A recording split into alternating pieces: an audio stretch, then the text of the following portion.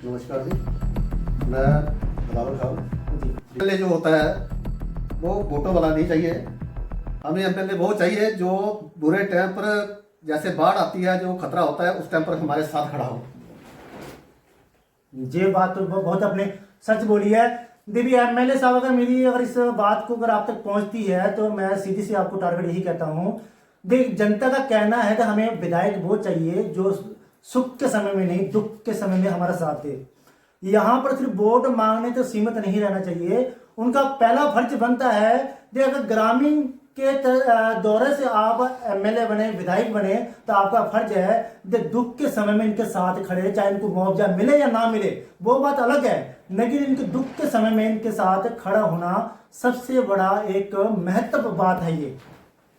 और जब 23 में बाढ़ आई थी तो चंद्र कुमार जी आए थे। उन्होंने बोला था कि जहाँ जहाँ आपके इधर को पानी टूटता है दरिया का, हम उसमें तुलसी बनकर देंगे, पक्के क्रेट डालकर देंगे, आपके इधर कोई नुकसान नहीं हुआ। 23 के बाद छोड़कर तो 25 भी इधर बहुत नुकसान हुआ, तभी कुछ नहीं मिला। तो कुछ नहीं हुआ। तो ये तो एक राजनीति कर रहे हैं सुखी वोटों की, कि दिलासा देंगे तो वोट लेंगे, पर आगे जनता जो है बहुत सियानी होगी, कोई ऐसी बात नहीं है। आगे देख के बंदा खड़ा करेंगे।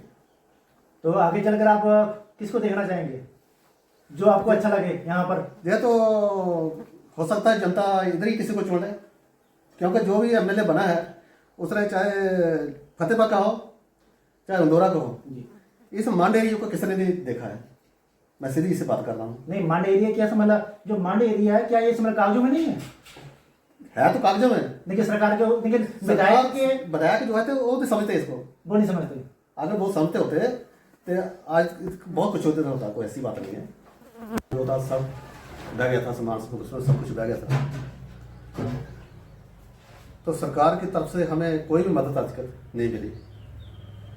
ट्रेन में मैं एसडीपी के पास गया, एमएलए के पास गया, एक एप्लीकेशन भी लिखी, उनके पास गया था कि ऐसी बात होगी।